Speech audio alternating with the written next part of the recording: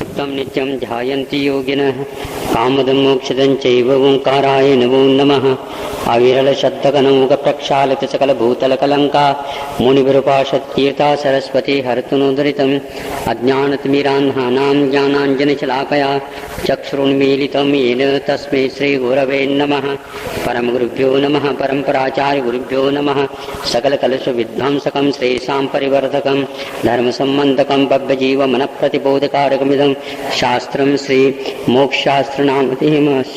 अस्य मूलग्रन्थकर्तार श्री सर्वज्ञदेवाः तदुत्तरग्रन्थकर्तार श्री गणधरदेवाः प्रतिगणधरदेवाः तेषां चौनुसारमासाद्य श्रीमत् आचार्य प्रवर श्री उमास्वामिदेवैर्विरचितं मङ्गलं भगवान् वीरो मङ्गलं गौतमो गणे मङ्गलं कुन्दकुन्दार्यो जैनधर्मोऽस्तु मङ्गलं सर्वमङ्गलमाङ्गल्यं सर्वकल्याणकारकं प्रधानं सर्वधर्माणां जैनं जयतु शासनं कोटिशतं द्वादशैव कोटो लक्षानुशीत्यत्रधिकानि चैव पञ्चाशदष्टौ सहस्रसङ्ख्यमेतत्श्रुतं पञ्चपदं नमामि अरहन्तभासयत्थं गणहरदेवेः गन्तीयं सम्मं प्रणमाम्यवत युक्तो सुधराणमोहिं शिरसा इच्छामन्ति सुधभक्ति कासुकोतस्सालोचिं अङ्गोऽङ्गपैन्य पावुड परमसुत्त परमाणोग पुव्वगय चूलिया चेव सुत्तत्तै थुयिदमकहाय सयानिचकलमञ्चीं पूजे मन्दानुमं सामि दुःखकवकमकोबोहिला सुगैगमनं समायमरणं जन्मूल सम्पत्त्यो मज्जं पौर्वाणिक स्वाध्यायवेलायां श्रीमदाचार्य भक्ति कायो सर्गम।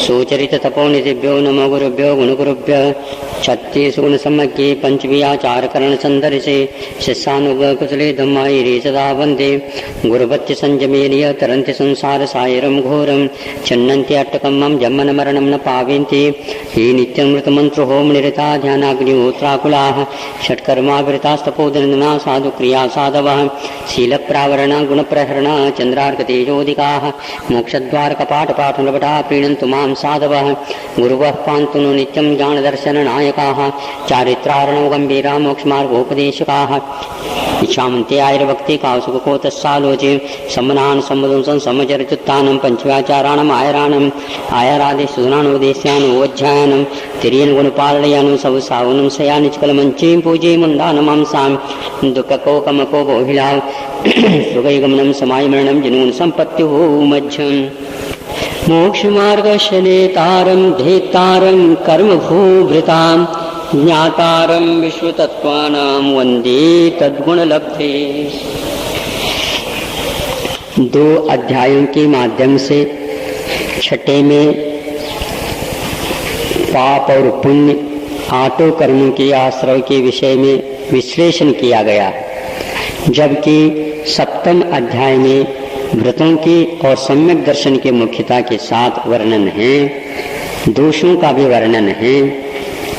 इसलिए पुण्य का ही आश्रव की मुख्यता होती। अब इसके उपरांत आश्रव तत्व के उपरांत बंध तत्व का क्रम आता है। मिथ्या दर्शनाविरति प्रमाद कषाय योगा बंध हेतवः।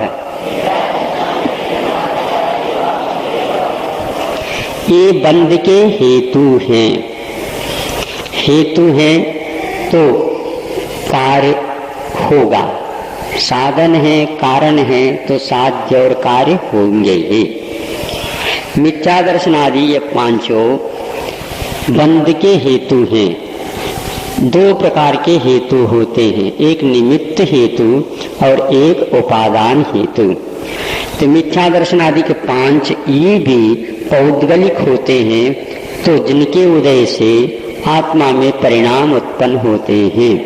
मिथ्या के उदय से आत्मा में मिथ्या तत्व श्रद्धान भाव होगा, अविरति के कारण आत्मा में अविरति के भाव होंगे, प्रमाद के कारण आत्मा में 15 प्रकार के प्रमादों में घुलने के भाव होंगे, और उसी प्रकार कषाय के कारण प्रसंग में जो यथाख्या चारित्र के योग समाप्त करने के भाव हो जाते हैं।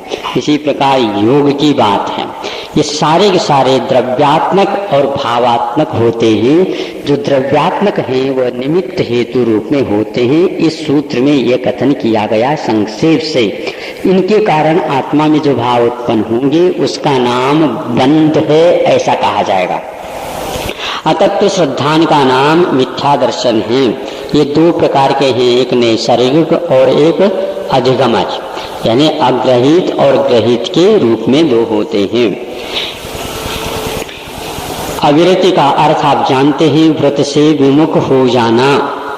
यह भी अनंतानुबंधी, अप्रत्याख्यान और प्रत्याख्यान जन्य 3 प्रकार की हुआ करती है। प्रमाद का अर्थ होता है 15 प्रकार के प्रमादों में घुल मिल जाना। कषाय यहाँ संजन कषाय से प्रासंगिक है। योग का अर्थ मन वचन काय की चेष्टा से जो आत्मा के प्रदेशों के स्पंदनात्मक होते, ये सारे के सारे बंध के हेतु हैं। स कषायत्वा जीवः कर्मणो योग्यान पुद्गलान आदत्ते स बंधः।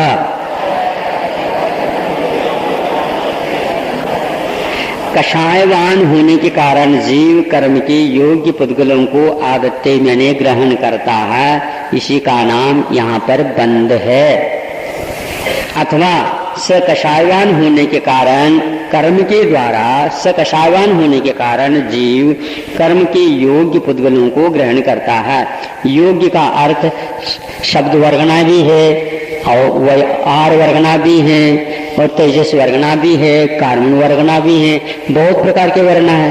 तो कर्म के रूप में परिणति के योग्य जो वर्गना है उन पुद्गलों को ग्रहण करता है, उसका नाम बंध है। तो कषाय होने से आगत कर्मों में यानी परिणत हुए जो कर्म है उसमें स्थिति डलती है, अनुभाग डलता है।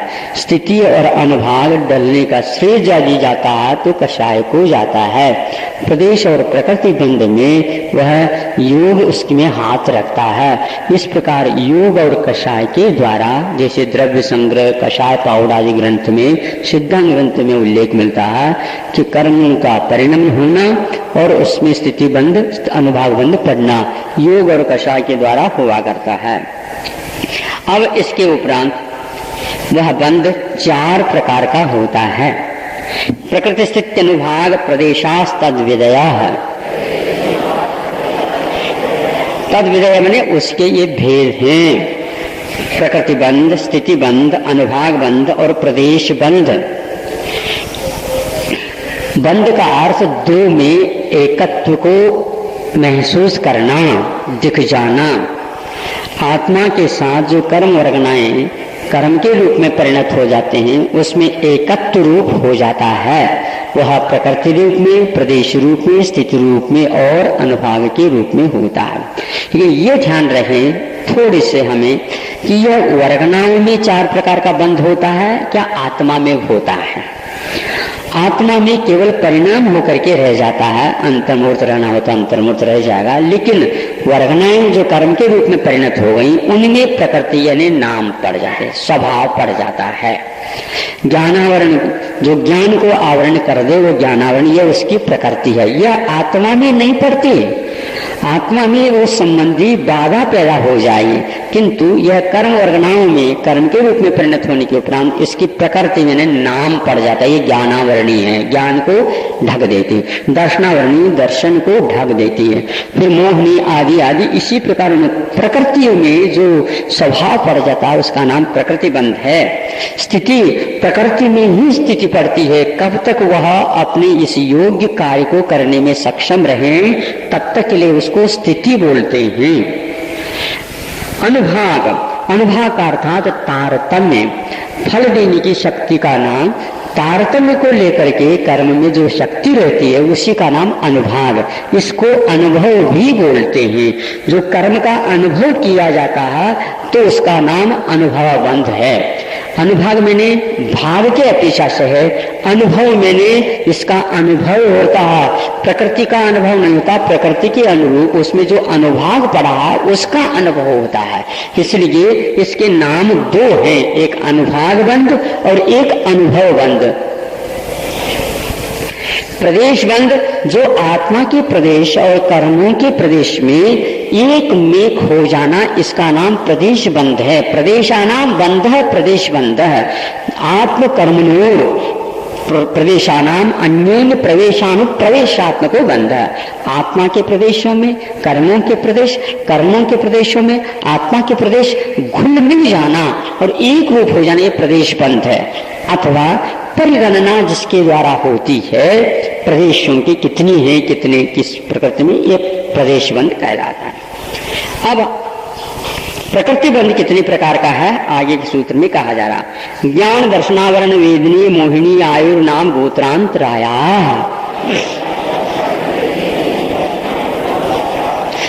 ज्ञानावरणी ज्ञान को आवरणित कर देता, दर्शनावरणी सामान्य रूप से अवलोकन की जो शक्ति है आत्मा की उसको ढक देते। वेदनीय वेदनीय यानी आत्मा में आकुलता पैदा करे, उसका नाम वेदनीय। दो प्रकार की आकुलता होती है। कौन सी आकुलता? एक दुख रूप आकुलता, एक सुख रूप आकुलता। दुख रूप आकुलता का अनुभव तो प्राय कर सब लोगों को होता है, लेकिन सुख भी आकुलता का ही एक रूप रहता है, उसको हम महसूस नहीं करते। बहुत आकुलता कर रहे हो। गरीबों की आकुलता अलग होती है और अमीरों की आकुलता अलग होती है। दाम बिना निर्धन दुखी और तृष्णावश धनवान दोनों में आकुलता, इसलिए आकुलता के कारण वेदनीय है।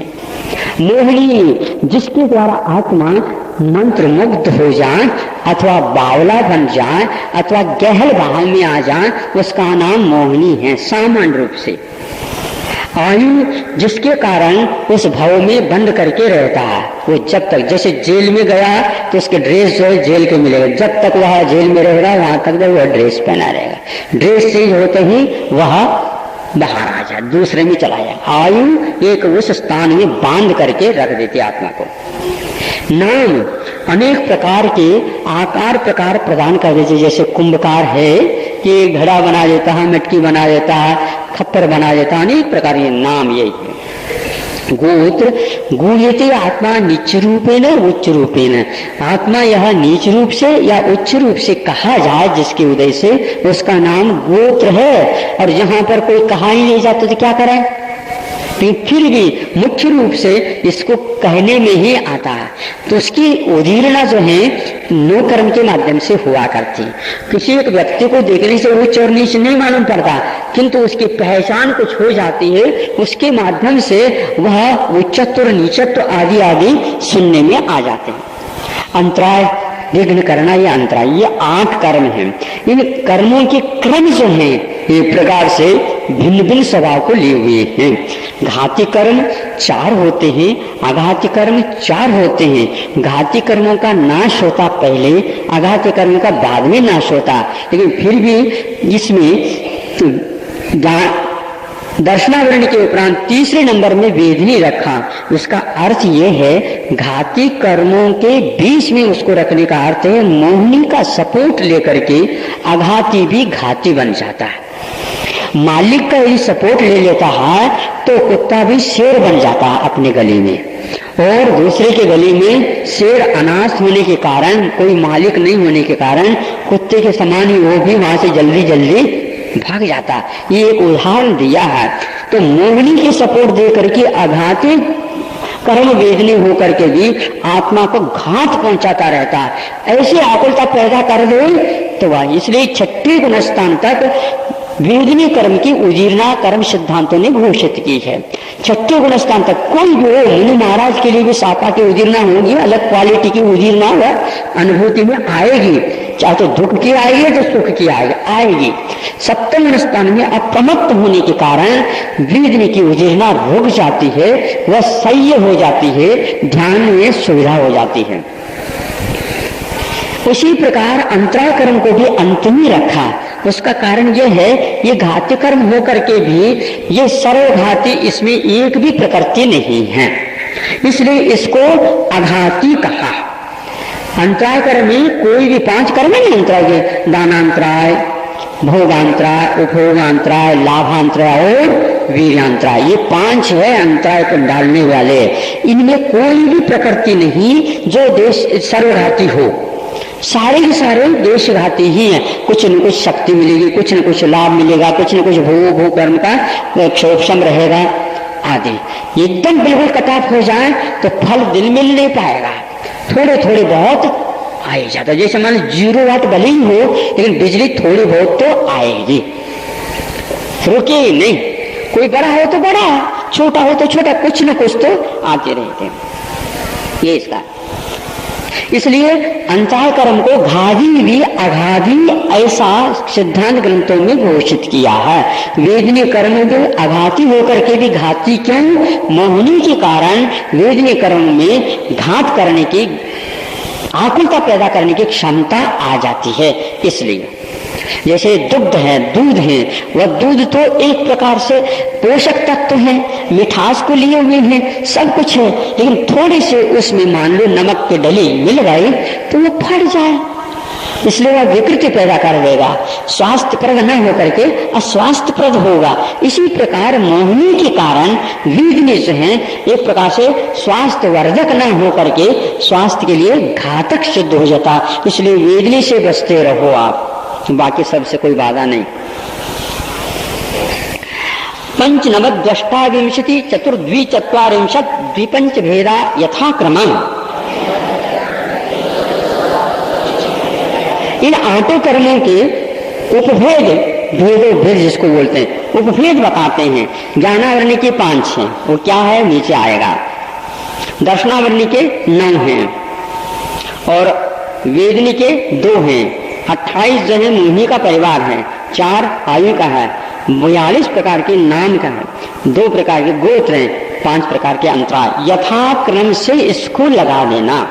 यदि घाते और अघाते लगाएंगे तो आपको नहीं लगा पाएंगे, इसलिए बीच में यह कहना आवश्यक हुआ। अब कौन से ये बता रहे। मति श्रुतावधि मनः परे केवलानाम, किंतु मति ज्ञान, श्रुत ज्ञान, अवधि ज्ञान, मन पर ज्ञान और केवल ज्ञान, इनको जो आवृत करते हैं क्रमशः वह मति ज्ञानावरणी, श्रुत ज्ञानावरणी, अवधि ज्ञानावरणी, मन पर ज्ञानावरणी और केवल ज्ञानावरणी। अंतिम जो केवल ज्ञानावरणी है वह सर्वघाती है। बाकी जितने भी शेष हैं वे देशघाती हैं, किंतु देशघाती उसको बोलते हैं जिसमें दोनों प्रकार के स्पर्धक होते हैं। स्पर्धक मैंने घातक तत्व, किंतु देशघाती प्रकृति में सर्वघाती और देशघाती दोनों प्रकार के स्पर्धक रहते हैं, जबकि सर्वघाती में एक ही सर्वघाती रूप ही स्पर्धक रहा करता है। आपके पास मति ज्ञान तो है, क्योंकि जो ज्ञान हुआ उस संबंधी देशघाती का उदय है और सर्वघाती का उदयाभावी क्षय है।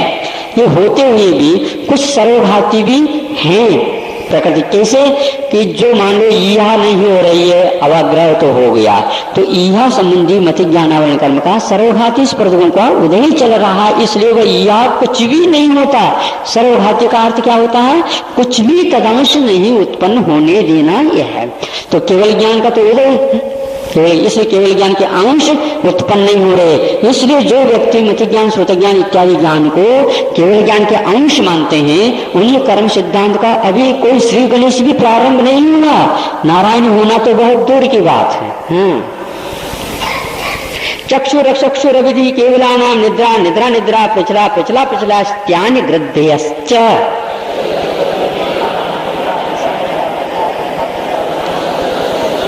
ये 9 प्रकार के दर्शनावली कर्म हैं। चक्षु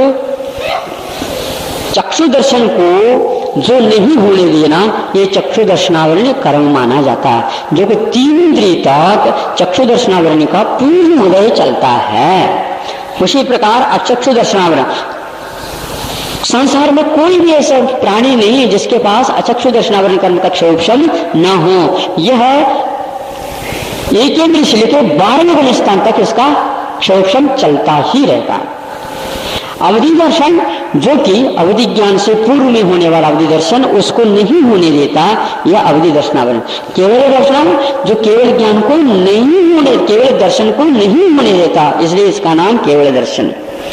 निद्रा, जिस कर्म की वजह से हमें खेद है, क्लम है और श्रम है इत्यादि हो जाता, तो स्वापो निद्रा, कि लेटने की इच्छा हो जाती है, अपने आप ही लेट जाता है, उसका नाम निद्रा। लेटने का अर्थ मूर्छा नहीं, किंतु उस प्रकार आड़े हो जाना जिसको बोलते हैं।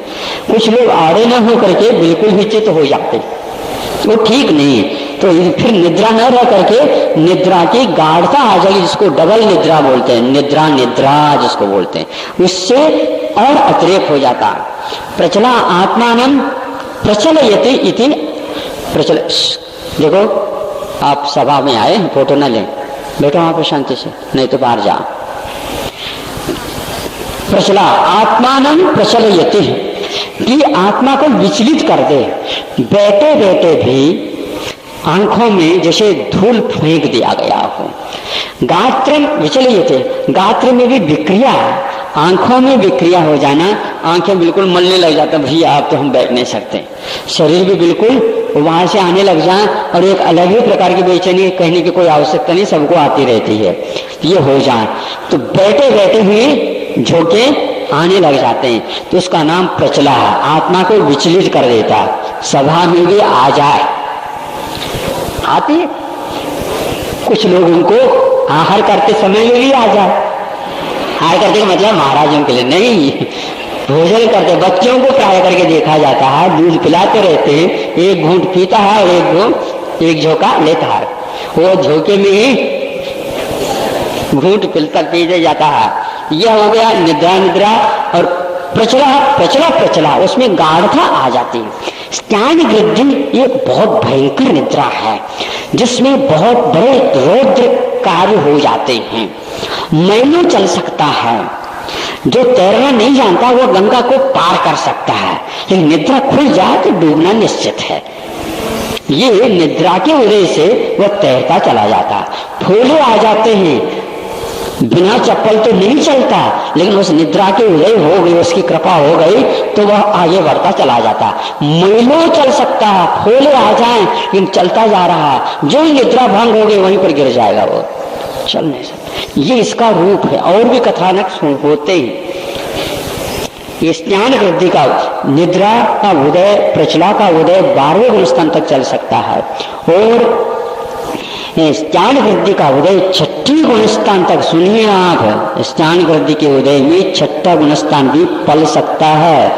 जिसको कर्म सिद्धांत का ज्ञान नहीं है वो कहेगा ये काय के मुनि हैं, ऐसा कार्य कर रहा, ऐसा कहेगा, लेकिन उसकी धारणा गलत है। वो कार्य हो रहा है, वो कार्य किया नहीं जा रहा। संभव है ज्ञान वृद्धि के साथ आंखें खुली भी रहे, बंदी हो ऐसा कोई नियम तो है नहीं, खुली भी रह सकती है। वो इस प्रकार का कार्य कर रहा है। जैसे कोई भी व्यक्ति शराब पी लेगा तो नशा चढ़ जाता है। अच्छे अच्छे मैजिस्ट्रेट भी होंगे, जजमेंट देने वाले जज भी होंगे, तो पागल जैसे लगेंगे, लेकिन वह नशा का प्रभाव रहता। कर्मों का भी ऐसा ही प्रभाव रहता है। गलत निर्णय लिया जाता है तो यह हमारी अपनी ओछी बुद्धि का प्रतीक है। ओछी बुद्धि क्या बोलते हैं आप लोग? हाँ, ये वह उतावलपन है। ऐसा निर्णय तो कभी लेना ही नहीं चाहिए, ऐसा संभव है। अंतर मुहूर्त में वह परिवर्तन भी हो सकता, कुछ सेकंड के लिए ना आए और पुनः आ जाए, अंतर मुहूर्त रहने के ऊपर पुनः आ जाए, आपको मालूम नहीं पड़े। ये काम होता रहता है।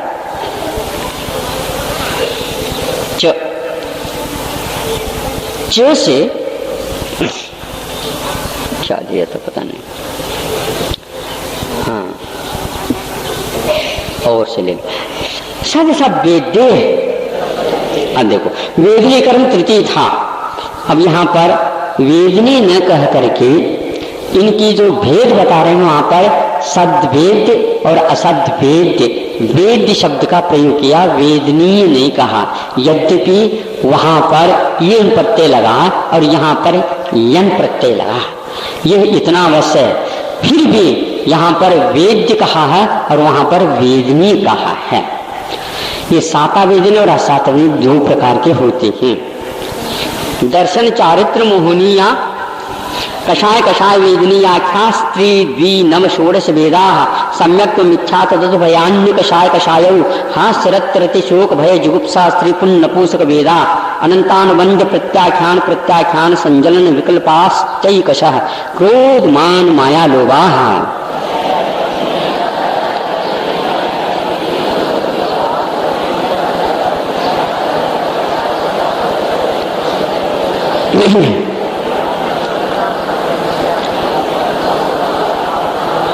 ये 28 प्रकार का मोहिनी का परिवार है।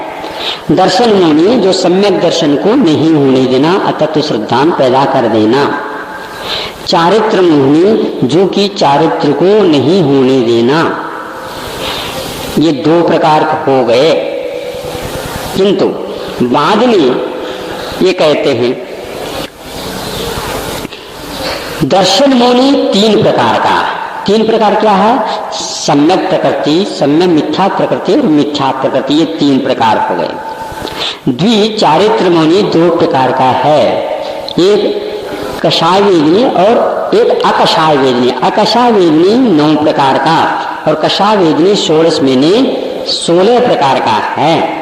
इस प्रकार ये सारे 9 प्रकार का कौन से ये बता रहे हैं। हास्य, रति, अरति, शोक, भय, जुगुप्सा, स्त्री वेद, पुरुष वेद और नपुंसक वेद। ये 16 प्रकार कौन से हैं? अनंतानुबंधी क्रोध मान माया लोभ, अप्रत्याख्यान क्रोध मान माया लोभ, प्रत्याख्यान क्रोध मान माया लोभ और संजन क्रोध माया लोभ। इस प्रकार यह 28 का परिवार रहता है। इस 28 प्रकृतियों के वर्णन करने में कषाय पाउर आज अग्रणी है, जिसके ऊपर 16 किताब लिखी गई हैं जय धवला के टीका के रूप में। और जो चूर्णी सूत्र जो हैं यति वृषविकृत चूर्णी सूत्र हैं। इस प्रकार कषाय प्राभृत नाम का ग्रंथ 28 इन प्रकृतियों का वर्णन डिटेल रूप से करता है।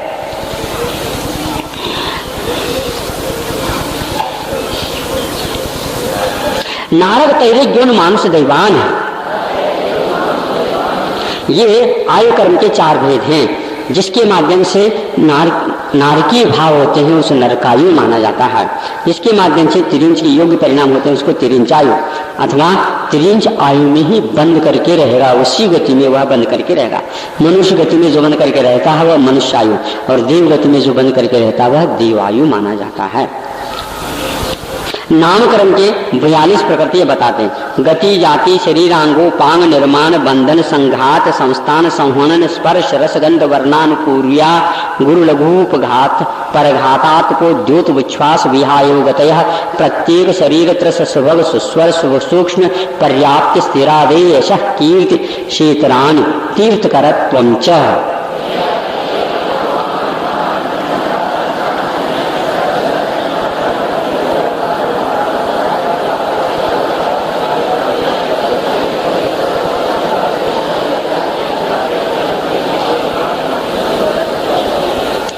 इसमें 42 प्रकार हो जाते हैं। गति किसको बोलते हैं? ये 4 गति हैं, जिसके माध्यम से, जिसके उदय से यह जाना जाता है। मनुष्य गति नामकरण के उदय से आप मनुष्य ऐसे जाने जाते हैं, अथवा एक गति से दूसरी गति में इसी कर्म के उदय से आप जा सकते हैं। मरण हुआ दूसरी गति की ओर जाएंगे तो जो यहाँ का अभाव हो गया, जहाँ जाना वहाँ का उदय यहीं पर हो गया। जैसे आप लोग स्टेशन पर टिकट लेते हैं, स्टेशन पर टिकट लेते हैं तो वह टिकट लेकर के आप टिकट के अनुरूप ही गाड़ी पकड़ते हैं। टिकट के बिना आप गाड़ी नहीं हो रहा, जल्दी जल्दी बैठ जाओ। कौन सी गाड़ी में बैठो पहले से सोचो तो।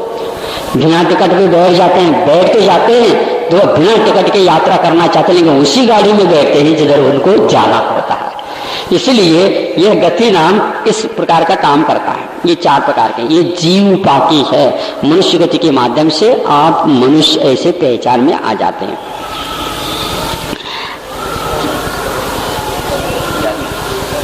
गति जाति जिस कर्म के उदय से अनेक भी हो लेकिन समान दिखे उसका नाम जाति नामकरण। जाति के बिना कुछ भी नहीं होता। जैसे क्षत्रिय है या वैश्य हैं और यह ब्राह्मण हैं आदि आदि जो जाने जाते हैं वो इसी के माध्यम से जाने जाते हैं। इसको बोलते हैं जाति नाम कर्म। वर्तमान में जो जाति है ये जाति नहीं, इसमें भी एक प्रकार से सामान्य का ही अवलोकन होता है। शरीर यह 5 प्रकार की जाति होते हैं। एक इंद्रिय जाति, द्विंद्रिय जाति, तीन इंद्रिय जाति, चौरेंद्रिय जाति और पंचेंद्रिय जाति। तो स्थावर नाम कर्म का उदय होगा, उसके लिए एक इंद्रिय जाति नाम कर्म का ही उदय होगा, उसमें कभी भी द्विंद्रिय जाति नाम कर्म का उदय नहीं होगा। इस ढंग से यह इंद्रियों के हिसाब से चलता है। शरीर तो जो एक प्रकार से कर्मों के फल देने के लिए कर्म सक्षम है, लेकिन शरीर के बिना, वह नो कर्म के बिना फल नहीं लिया जा सकता। जैसे करंट का यदि उपयोग करना चाहते हैं तो आपके लिए सर्वप्रथम वायर चाहिए। यदि हवा के माध्यम हवा लेना चाहते हैं, करंट से हवा मिल जाएगी, ऐसे नहीं मिलेगी। पंखा के माध्यम से ही वह करंट आपको हवा दे सकेगी। समझ में आ रहा है ना? यदि मान लो सीधे ही आप अग्नि चाहते हैं तो लट्टू जला दो तो नहीं, हीटर को ही आपको जलाना पड़ेगा। तो करंट जो है अग्नि के रूप में यदि आपको काम में आएगी तो हीटर के माध्यम से ही आएगी। इसी प्रकार और भी लाइट चाहते हैं, प्रकाश चाहते हैं तो लट्टू जलाओ, उसी माध्यम से आए। इसको बोलते हैं लट्टू और वायर, पंखा आदि आदि ये नो कर्म माने जाते हैं और करंट जो है कर्म माना जाता है। तो आत्मा के पास कर्म का फल मिलेगा किंतु नो कर्म के बिना नहीं। नो कर्म को ही बेहोश किया जाता, कर्म को बेहोश नहीं किया जाता। अस्पताल में आप कहते हैं इनको बेहोश कर दिया, उनको बेहोश नहीं कर दिया, आप बेहोश में बोल रहे हैं ऐसे इनको बेहोश कर दिया। शरीर जो है एक्टिविटी बेहोश हो गए, नो कर्म का अभाव हो गया, एक प्रकार से उसमें चेतना नहीं रही, तो भीतर जो कुछ भी होता हो होता रहता। गति जाति शरीर अंगों ये 5 हैं, शरीर 5 हैं। कौन से? औदायिक, वैकृतिक, आहारक, तेजस और कर्मान। द्वितीय अध्याय में ये बता दिया गया। अंगोपांग, अंगोपांग ये द्विंद्रिय के माध्यम से ही उत्पन्न होता है, एक इंद्रिय में नहीं। ऐसे प्रवाहमान चलता। अंग कहाँ पर होना चाहिए, उपांग क्या होना चाहिए? मस्तिष्क जो है उपांग में आ जाता है या अंग में आ जाता है? उंगली, कान, नाक वगैरह ये उपांग में आ जाते हैं। हाथ जो है अंग में आ जाता है। ये सारे उंगलियां जो सारे उपांग में आ जाते हैं। इस प्रकार जिस कर्म के उदय से अंगोपांग का निर्माण जिसके द्वारा किया जाता है, रचना बन जाती, निष्पत्ति होती है, उसका नाम निर्माण। निर्माण भी 2 प्रकार, अंगोपांग 3 प्रकार के हैं। 2 शरीर में अंगोपांग नहीं है, तेजस और कारण शरीर में अंगोपांग नहीं, बाकी 2-3 शरीर में उस संबंधी अंगोपांग विद्यमान हैं। निर्माण वहां 2 प्रकार का होता है, प्रमाण निर्माण और स्थान निर्माण। जिस स्थान में कान का लगना उसी स्थान में कान लगे तो वह स्थान निर्माण हो गया, और छोटा सा लग गया तो वह प्रमाण में घटन बढ़न हो गई, प्रमाण निर्माण हो जाता। हाथी के कान बहुत बड़े हो गए और हाथी के आंख बहुत छोटे हो गए, यह होता है कभी कभी होता है। बंधन वह बोला जाता है कि शरीर नाम कर्म के उदय से शरीर का निर्माण हो जाता है, लेकिन औदारिक आदि वर्गणाएं जो आती हैं उनको एक प्रकार से कि बांध करके रखना। जैसे मुक्ति आप लोगों ने बनाई और उसको बांध करके लड्डू के रूप में कौन रखता है? चाशनी। तो बंधन का काम चाशनी का काम कर देता है। समझ में आ गया? उदाहरण समझ में आ गया? खाने पीने की चीज तो बहुत जल्दी समझ में आती है। बंधन ये हो गया, मतलब लड्डू बंधा रहेगा। वो बंधन नाम कर्म के वजह से, शरीर नाम कर्म के वजह से जो आए हुए वर्गनाएं हैं वो उनको बांध करके रखता। फिर संग ये भी 5 प्रकार का होता अपने में शरीर नाम के अनुसार। संघात किसको? जो बंधन नाम करके साथ साथ यदि संघात नाम कर्म का उदय न हो तो वहां जैसे छत डलते हैं लेंटर वगैरह, और उसमें लीक करने लग जाए, छिद्र हो जाए, निश्चिद्र होने का नाम संघात नाम कर्म का उदय है। फिर बाद में उसको रिपेयरिंग नहीं कर सकते, तोड़ना ही पड़ेगा। बीच में उसमें भर दो तो कुछ नहीं होता, उसी समय होना चाहिए एक साथ। ये संघात नाम कर्म का उदय।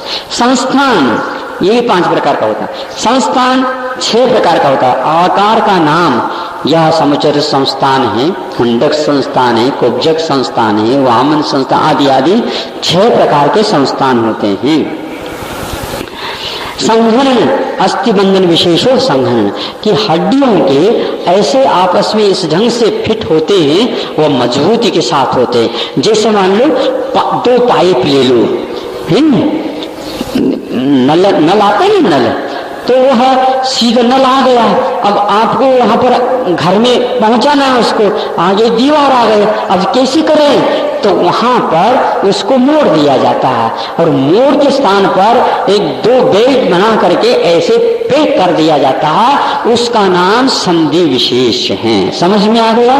उसी प्रकार हड्डियों के लिए भी मजबूती रहे, इसलिए क्लिप वगैरह लगा करके, आप कमर में मान लो दर्द हो रहा तो क्लिप पहन लेते हैं, पट्टा पहन लेते हैं, कच, उसके द्वारा आपको स्ट्रेंथ आ जाते है। उसी प्रकार हड्डियों में शक्ति आ जाती है, इसको बोलते संघनन। हड्डी का नाम संघनन नहीं है, हड्डी के बंधन विशेष का नाम संघनन है। ये भी 6 प्रकार का होता है। वज्र से नाराज संघनन, मुक्ति के लिए वज्र से नाराज संघनन अवश्य चाहिए, सर्वार सिद्धि जाने के लिए भी चाहिए, और सप्तम पृथ्वी को जाने के लिए भी चाहिए। और मनुष्य में पुरुषों के पास ही वह रहता है, महिलाओं के पास वज्र से नाराज संघनन नहीं रहता। इसलिए मुक्ति भी नहीं, और सप्तम पृथ्वी भी नहीं, और सर्वार सिद्धि भी नहीं, संघनन हो गया। हाँ, स्पर्श रस गंध वर्ण, ये सारे के सारे 20 होते हैं या 16 20 हो जाते हैं। ये सब आप जानते हैं, जिस कर्म के उदय से स्पर्श का होना शरीर में होता है, लेकिन इसका फल आत्मा को मिलता है। ध्यान रखना, शरीर को फल नहीं मिलता, शरीर को कोई कर्म का उदय नहीं होता, लेकिन इस उदय का पाक शरीर में होकर के आत्मा को उसका फल मिलता है। स्पर्श 8 प्रकार के स्पर्श हो। जिस कर्म के उदय से शरीर में रस आना अथवा रस का विवेक भी हमें हो जाना, इसके बिना नहीं। यदि मान लो मधुर रस का उदय नहीं है कर्म का, और आप रसगुल्ला भी खा लो, तो आपको रस नहीं मिलेगा, ये ध्यान रखना।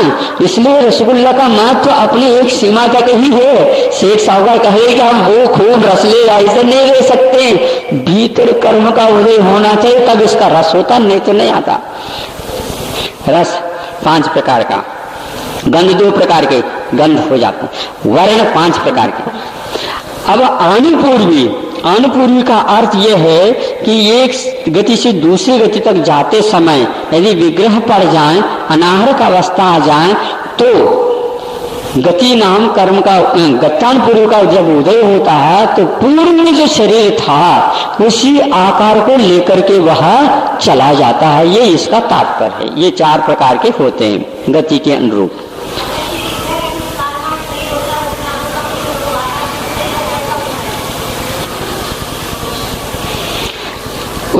उसको आकार देना अनुपूर्वी का काम नहीं है, वह उसको आकार नहीं देता, किंतु पूर्व में जो शरीर था उस शरीर के रूप में ही आत्मा के प्रदेशों में आकार आ जाता है। ये इसका अर्थ है।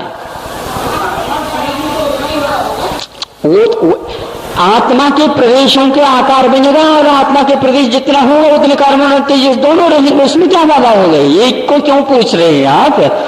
हाँ, वहां पर कार्बन शरीर को आकार मिल रहा, ऐसा नहीं कहा है।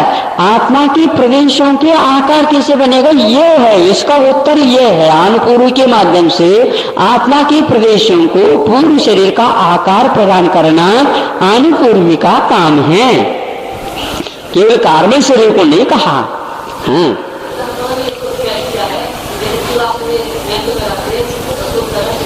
उसका उत्तर हम बाद में देते हैं। क्या किया है क्या नहीं किया इसके बारे में अभी हमें जानकारी नहीं है, इसलिए अनुपूर्व। अगुर लघु, न ही गुरु न ही लघु, इसको बोलते हैं अगुर लघु। जिस कर्म के उदय से आप बिल्कुल हल्का उड़ते भी नहीं, जिस कर्म के उदय से आप बिल्कुल नीचे नहीं जाते, इसलिए वह अगुर लघु माना जाता है। उपघात, जिस कर्म के उदय से अपने ही अंगोपांग के माध्यम से अपने मौत हो जाए, प्राणघात हो जाए, उसका नाम उपघात नाम कर्म। उपघात नाम कर्म के कारण श्लेष्म इत्यादि के माध्यम से स्वयं के लिए ही बाधा होने लग जाती है, केवल कफ के माध्यम से नहीं, किंतु उपघात नाम कर्म की उजीर्णा भी रहती है, उसी कारण ऐसा होता है। इसे धवला का वर्णन आता। परघात पर शस्त्र आदि के माध्यम से घात होना, ये परघात नाम कर्म उदय। आतप जिस कर्म के उदय से आंखों में अच्छा नहीं लगना, ये आतप नाम कर्म का उदय। जिस कर्म के उदय से उद्योत यानी आंखों को अच्छा लगे, उद्योत नाम कर्म का, ये क्रम से सूर्यबिंब में और चंद्रबिंब में पाए जाते हैं। कुछ संगी पंचेंद्रिय मछली आदि होते हैं, उनमें भी उद्योत नाम कर्म का उदय देखा जाता है। मनुष्य नाम कर्म में उद्योत नाम कर्म की उदीर्णा नहीं होती है। और आतप नाम कर्म का उदय सूर्यबिंब एक इंद्रिय में ही, वो भी पृथ्वी इत्यादि में हो जाता है। उच्छ्वास और न था, उच्छ्वास श्वासोच्छ्वास से मतलब है। जिस कर्म के उदय से आप लोग श्वास को ले सके और छोड़ सके, यह होता है। विहायवती जिस कर्म के उदय से आप आकाश में चल सकते हैं। तो रिद्धि वाली हो गई क्या? नहीं, आप चलते आकाश में ही हैं, पैर रखते धरती पर, एक धरती पर रखते हैं, एक पैर जो उठाते हैं ना, वो आकाश में उठाते हैं, इसलिए यहाँ पर विहायवती कहा है। इसको इसके दो भेद बताते हैं, वो बाद में बताएंगे। ये प्रत्येक शरीर किसको बोलते हैं? जिस शरीर के मालिक एक ही हो, उसका भोक्ता, उसको बोलते हैं प्रत्येक शरीर। इससे जो विपरीत होता है उसको साधारण शरीर, एक शरीर के मालिक अनंत जीव रहते हैं, उसका नाम साधारण शरीर। त्रस जिस कर्म के उदय से दूसरे को प्रीति उत्पन्न हो जाए, उसका नाम सुभग नाम कर्म का उदय है। और जिस कर्म के उदय से प्रीति उत्पन्न न हो, रूपवान भी हो, तो भी प्रीति नहीं उत्पन्न होती, ये इस कर्म की देन है, ध्यान रखना। दुर्भग नाम इसको बोलते हैं। सुस्वर जिस कर्म के उदय से जिसकी ध्वनि बहुत अच्छी लगती है, और जिस कर्म के उदय से उससे विपरीत काम हो जाता है। जैसे कौवा है, उसको किसी को अच्छे नहीं लगते, और कोकिल के लिए देखने के लिए तरसते हैं लोग, कौन है वो? अरे सुनो तो सही, नहीं सुनते तो है, लेकिन कौन है वो? उसका भी नाम कौवा है दक्षिण में, कोकिल का नाम कुंभार का, ये कोकिल जैसे ही बोलता हूँ। ये सुस्वर। शुभ जिस कर्म के उदय से रमणीयता प्राप्त हो जाए, अशुभ जिस कर्म के उदय से जन्म रमणीयता प्राप्त ना हो, जिस कर्म के उदय से सूक्ष्म क्यों बादर इसलिए नहीं रखा, सूक्ष्म इसलिए का एक अक्षर कम हो गया, देखो महाराज, अशुभ को भी रख दे यहाँ पर। जिस कर्म के उदय से बाधा को शरीर प्राप्त नहीं होता, दूसरे को बाधित भी नहीं करता, उसका नाम सूक्ष्म शरीर है, सूक्ष्म ये। और इससे विपरीत बादर है, जिस कर्म के उदय से दूसरे को आघात पहुंचा दे, तो आघातित हो, उसका नाम बादर नाम कर्म। पर्याप्ति जिस कर्म के उदय से छाव पर्याप्ति या अपने लिए जो प्राप्त पर्याप्ति हैं उनको पूर्ण कर सके, और इससे विपरीत अपर्याप्त नाम कर्म। चालू तो कर लेगा किंतु पूर्ण एक भी पर्याप्त को नहीं करता, इसका नाम अपर्याप्त नाम कर्म का उदय है।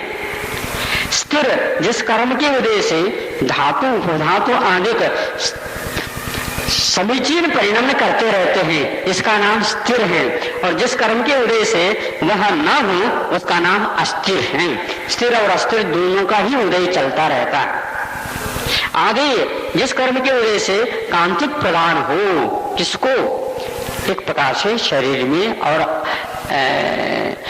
आत्मा में भी एक प्रकार की कांति, हर जो जोश जिसको बोलते हैं या ओजस भी ये बोलते हैं, आदि आदि से प्राप्त हो जाता है। कांति कितने शरीर में थोड़ी है, किंतु आत्मा में। आदि जो है जीव उपाय शब्द है। अथवा जिसको देखते हुए स्वीकारने की भावना हो जाए, पर्सनैलिटी जिसको बोलते हैं आदि।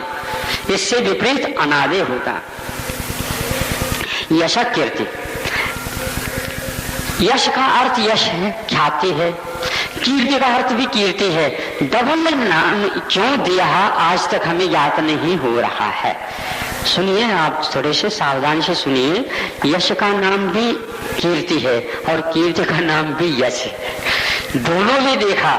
हमें ऐसा लगता है यश को इन्होंने ख्याति इत्यादि के रूप में गिन करके गुण की अपेक्षा से उसका कीर्तन हो जाए, इस अपेक्षा से इन्होंने यश कीर्ति लिया हो।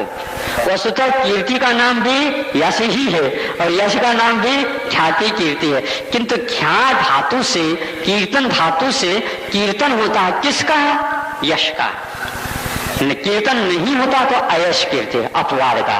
वाद और अपवाद दोनों की कीर्तन हुआ करते हैं, ऐसा अर्थ लगाना चाहिए। नहीं है यश कीर्ति ये दोनों एकार्थवाचक हैं ऐसा लगता है।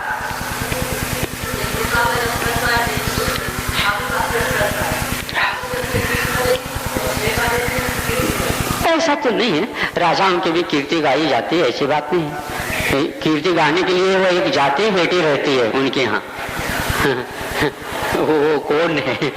हाँ, भाट खड़ो रहा है क्षेत्रान। इतर का अर्थ यहाँ पर कुछ ऐसे कर्म हैं जिनके विपरीत भी होते हैं। कहाँ से ले लेना? विहायवती से ले लो। विहायवती या प्रशस्त और अप्रशस्त के भेद से प्रत्येक का जो है साधारण से जोड़ देना, त्रस से सूक्ष्म के साथ जोड़ देना, नहीं बादर के स्थावर से जोड़ देना। शुभ के लिए दुर्भक है, सुस्वर दुस्वर, शुभ से अशुभ, सूक्ष्म से बादर, पर्याप्त से अपर्याप्त, स्थिर से अस्थिर और आदि से अनादि, ऐसी कृति से ऐसी कृति। इस प्रकार यह विपरीत को लिए हुए है, इसलिए क्षेत्राणी कह दिया। तीर्थकरत्वम च, तीर्थकरत्व जो कि एक प्रकार से महिमा मंडित होता है व्यक्तित्व इस जिस कर्म के उदय से। उदय होना तो दूर, सत्व में पड़ गया। जिस जीवन में उदय होना है तो जन्म होने से पूर्व से ही गर्भ कल्याण, जन्म कल्याण, तप कल्याण और केवल ज्ञान कल्याण, निर्वाण कल्याण बाजा ही बाजा बजते रहते। तीर्थंकरों के जीवन के काल में बाजा बजना तो रुकता ही नहीं, हर कार्य के साथ बाजा। इसीलिए कुछ पंडित लोग पंच कल्याणक में ही रह जाते हैं, क्योंकि हमेशा हमेशा गुणानुवाद वहां पर मिलता रहता है भगवान का। तीर्थंकर और तीर्थ दोनों एक है। तीर्थंकर देते वह मुठ का लोप नहीं किया गया है, और तीर्थ जो है ना तीर्थ लेते तीर्थ या आगमा इत्यर्थ। तन करोती वो तीर्थकर। तीर्थकर का अर्थ आगम की करता है मूलतः। उच्चैर नीचैश्च, ये गोत्र कर्म के दो बन। उच्च कर्म, उच्च गोत्र और नीच गोत्र के नाम से दो हैं। च के माध्यम से केवल यह और के अर्थ में ही ले लेते हैं, लेकिन च के अर्थ और भी निकल सकते हैं। वह ये है उच्च उच्च, उच्च और उच्च नीच, नीच उच्च, नीच और नीच नीच। इस प्रकार 6 प्रकार के भेद हो सकते हैं। यह आगमोक्त गाथा से हम कह रहे हैं, अपनी तरफ से नहीं।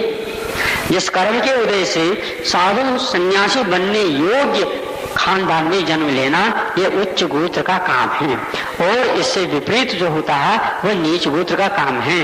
किंतु ये ध्यान रखें, उच्च आचरण से उच्च गोत्र और नीच आचरण से नीच गोत्र होता है। इस प्रकार गाथा में अर्थ निकलता है विनिचन सिद्धांत चक्रवर्ती के गोमट सार में, उसको देख लेना।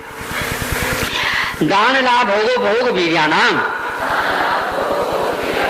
ये अंतराय के 5 भेद हैं। दानांतराय, लाभांतराय, भोगांतराय, उपभोगांतराय, वीर्यान्तराय। जिस कर्म के उदय से, अब देखो इसमें क्षोभम नहीं होता, क्षोभम होगा तो कार्य होगा, यदि क्षोभम नहीं होगा तो कार्य नहीं होगा। दानांतराय कर्म का उदय रहता है तो दान देना चाहता है लेकिन दान देना नहीं मिलता। लाभांतराय कर्म का उदय रहेगा तो लाभ नहीं होगा, किंतु क्षयोक्षम होना आवश्यक है। इसी प्रकार उपभोगांतराय कर्म का उदय रहेगा तो उपभोग नहीं मिलेंगे, भोगांतराय कर्म का उदय रहेगा तो भोग नहीं होंगे, वीर्यांतराय कर्म का उदय रहेगा तो उत्साहित नहीं हो सकेगा। नरगति में इसके वर्णन सारे कर चुके हैं। वीर्यांतराय ये 5 आदितस्त श्रीनाम मंत्रायस्य 30 सागरोपम कोटि कोट्यः परा स्थितिः।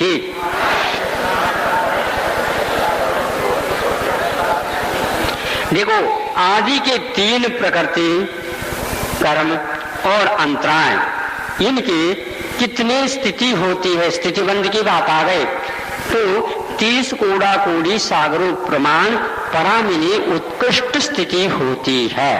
ज्ञानावरणी, दर्शनावरणी और वेदनी और अंतराय, ये 4 हो गए।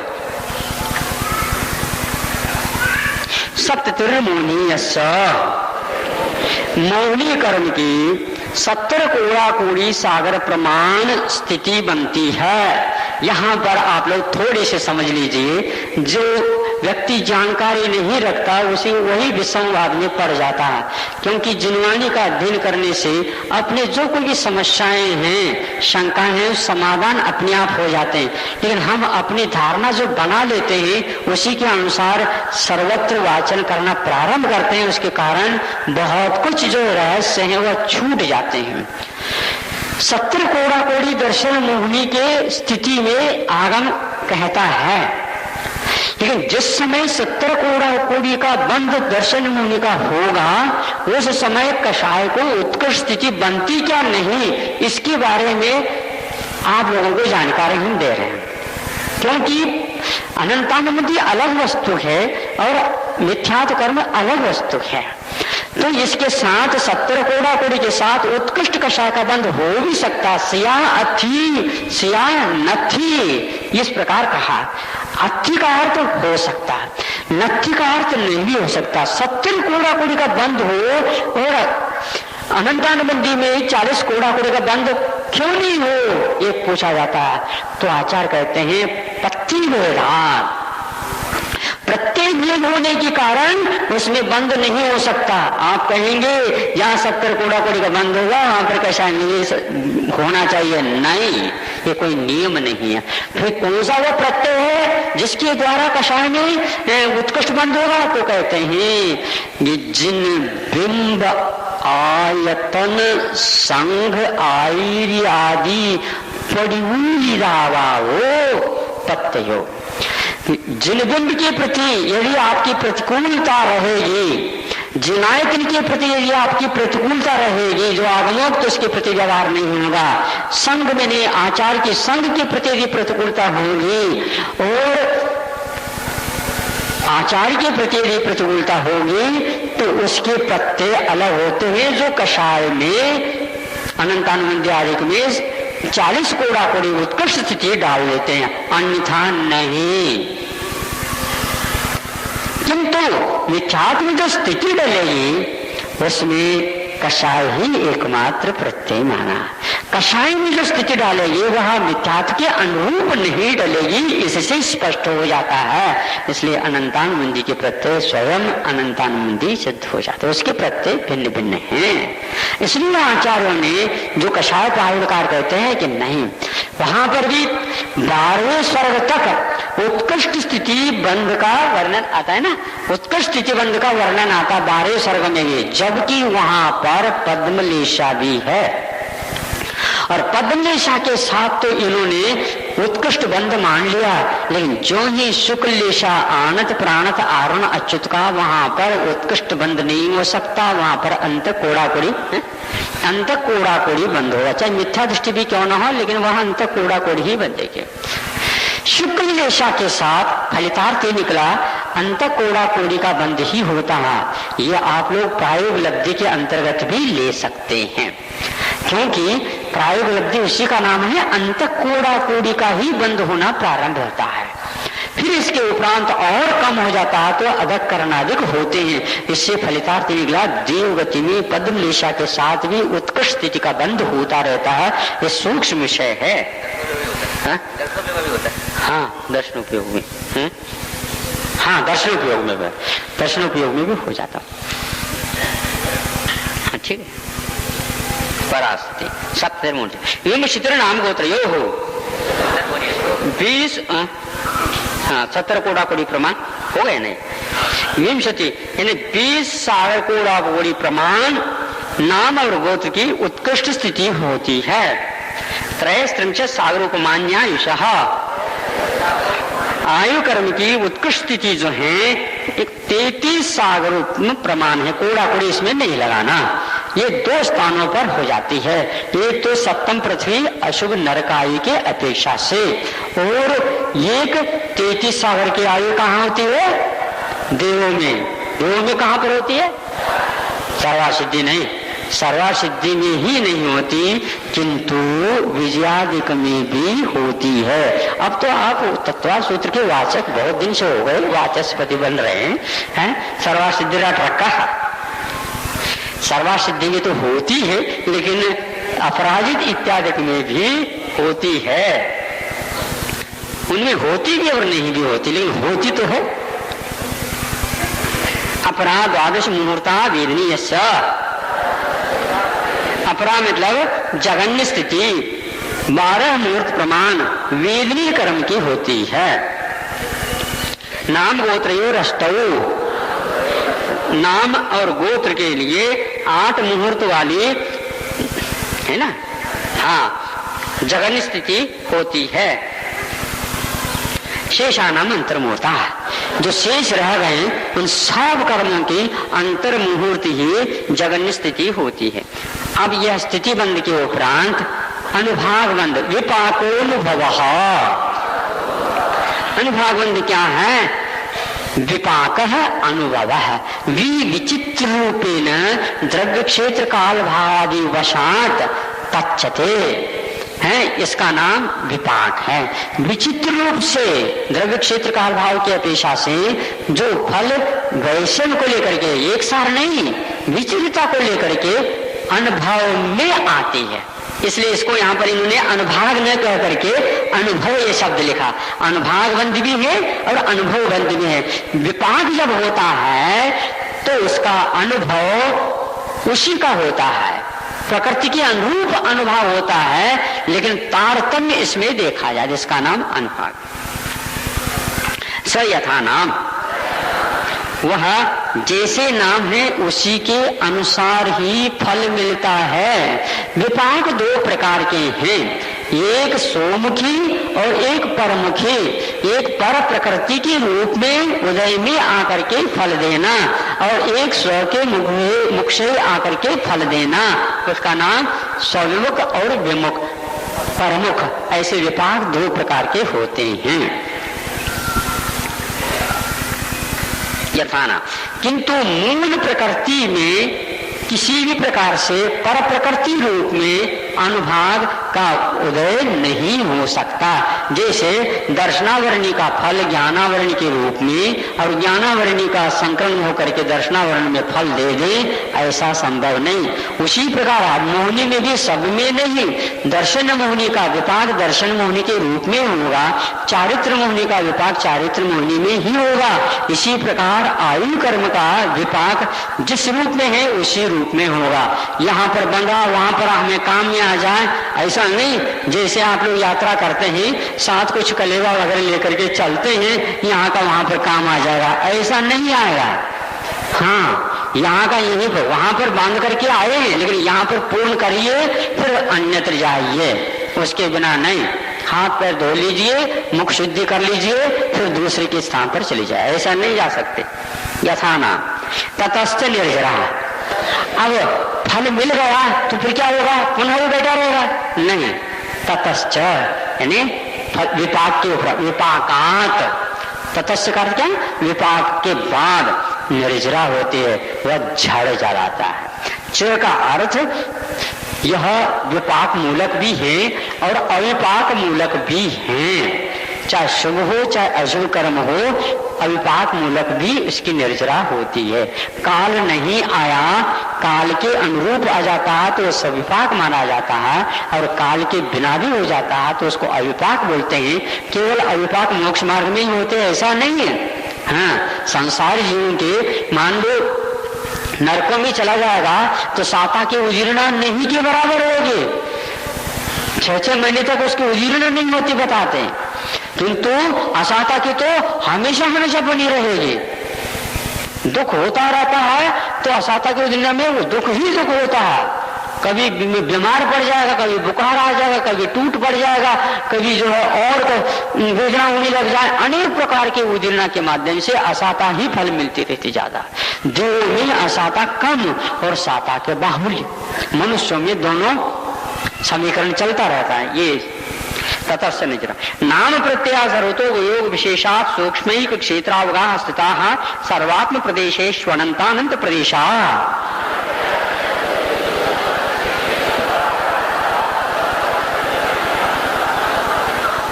ये अब प्रदेश बंध हैं।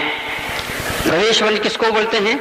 नाम प्रत्यय, ज्ञानावरणीय, दर्शनावरणीय, वेदनीय, आयु, नाम, गोत्र आदि जितने भी हैं वे प्रत्यय माने जाते हैं। जो वर्गनाएं उन कर्म के रूप में, प्रकृति के रूप में ढलने की योग्यता रखते हैं, उन वर्गनाओं को यहाँ पर नाम प्रत्यय के रूप में लिया है। यानी ज्ञानावरणीय कर्म के रूप में ढलने वाले वर्गनाएं अलग हैं, दर्शनावरणीय कर्म के रूप में ढलने वाले वर्गना अलग हैं। जैसे मान लो आप कोई भी आटा मतलब पीसते हैं, तो पीसने से कभी कभी दाल दो भागों में विभक्त हो जाता है, उसको दाल बोलते हैं। चना आपने कर लिया तो दाल के रूप में अभी, और एक तो आटा के रूप में भी हो गया, और एक तो मोगर के रूप में भी हो गया, और एक तो रवा के रूप में हो गया। हम तो चार तो वैरायटी आपके सामने रखते हैं। और एक ऐसा है जो साबुत भी आ गया, आता है नहीं से ऐसे आता है। इसी प्रकार वर्गनाएं भिन्न भिन्न प्रकृति को लेकर के वैरायटी रहती है, और आत्मा के योग और कषाय के माध्यम से वो उस रूप में परिवर्तित हो जाते हैं। वो ऐसे सर्वता का अर्थ हमेशा हमेशा अथवा आत्मा के सर्व प्रदेश में यह आते हैं। योग विशेषात, योग कभी मंदा रह सकता है, मध्यम रह सकता है, और विशेष तीव्र भी हो सकता है इसके अनुसार, किंतु वह सूक्ष्म होना चाहिए, स्थूल नहीं होना चाहिए। सूक्ष्म वर्गनाएं होना चाहिए। एक क्षेत्रावगाह में आत्मा के जिस प्रदेश में आत्मा है उसी प्रदेश में वह स्थित होना चाहिए। इसको बोलते हैं एक क्षेत्रावगाह स्थित। चलने वाले हैं तो नहीं चलेंगे, और आत्मा के जिस स्थान यहाँ पर हो नहीं, यहाँ के यहाँ नहीं आ सकते, यहाँ के वहां नहीं सकते, और वहां के भी इधर नहीं आ सकते। वह आत्मा के प्रदेश पर जहाँ पर स्थित हो और एक क्षेत्रावगाह में हो तो वह आ सकते। सर्वात्म प्रदेशेषु, आत्मा के सभी प्रदेशों में, अचल प्रदेश और सचल प्रदेश सब में, जैसे लाइट जो है सब जगह रहती है उसी प्रकार वह सब जगह सर्वात्म प्रदेश, अनंतानंत प्रदेश, न ही संख्यात न असंख्यात न अनंत, किंतु इन तीनों संख्या को लांग करके अनंतानंत की वो क्वांटिटी चाहिए तो कर्म वर्गनाएं कर्म के रूप में परिणत हो सकती है। एक बात और बता देता हूं, इसकी वर्गनाओं के कर्म के रूप में परिणत होने की क्षमता, इसकी स्थिति कितनी रह सकती है? एक समय वाली भी रह सकती है, दो समय वाली भी रह सकती है, तीन समय वाली भी रह सकती है, संख्यात समय वाली भी रह सकती है और असंख्यात समय वाली भी रह सकती है। इस प्रकार इसकी क्षमता रहती है। एक समय जैसे कि जिसकी स्थिति में एक ही समय के लिए, फिर बाद में वो वर्गनाएं फेल हो जाएंगे, अन्य वर्गना के रूप में समाप्त हो जाए, अथवा उसके योग और कषाय के निमित्त से कर्म के रूप में परिणत होने की क्षमता समाप्त है। एक्सपायरी डेट जो औषध मेडिसिन में आ जाता है ना आप लोगों के यहाँ, हाँ, अब यह है आज काम में आ सकते हैं, कल के लिए नहीं। जैसे आटा वगैरह आप लोग रखे रहते हैं कि एक हफ्ता हो गया अब नहीं चलेगा, 5 दिन हो गया अब नहीं चलेगा, 2 दिन हो गया अब नहीं चलेगा, वो आटा अब पूरी इत्यादि बनाने के योग्य नहीं, अथवा फिर भी बना लेते हैं तो वह वृत्ति नहीं होगा, वृत्ति भले ही ले ले, वृत्ति तो उसको नहीं ले सकता। इस प्रकार कर्म वर्गनाओं की भी स्थितियां रहती हैं।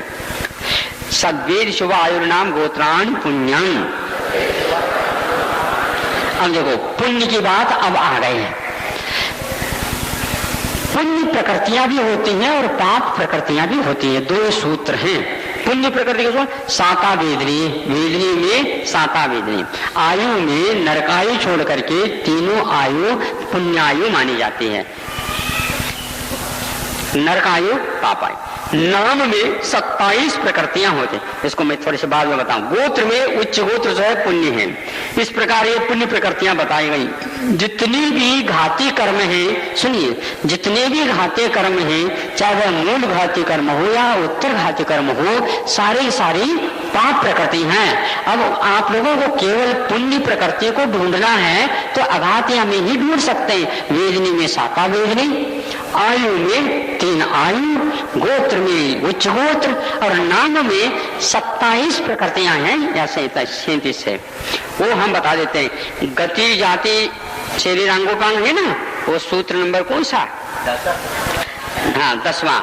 उसमें आप देख लीजिए गति जाति ना, तो मनुष्य गति और देव गति, ये 2 ही गति पुण्य प्रकृति है, 2 पाप प्रकृति। जाति में केवल पंचेंद्रीय जाति नाम कर्म ही पुण्य है, बाकी पाप प्रकृति। शरीर 5 पुण्य प्रकृति है, अंगोपांग पुण्य प्रकृति है, निर्माण पुण्य प्रकृति है, बंधन भी 5 पुण्य प्रकृति, संघात भी पुण्य प्रकृति। संस्थान में तो समचतुर संस्थान एकमात्र है, बाकी 5 पाप प्रकृति। संघनन में वज्र से नाराज संघनन पुण्य प्रकृति आज हम लोगों के पास नहीं है, पुण्य प्रकृति संघनन, इसलिए ध्यान नहीं लगता। धर्म ध्यान भी नहीं, धर्म ध्यान तो लगता है लेकिन धर्म ध्यान में भी स्थिरता कम हो जाती है। संज्ञानन स्पर्शादि जो बीज हैं, ये सारे सारे पुण्य प्रकृति भी हैं और पाप प्रकृति भी हैं। जेल 2 प्रकार के हैं।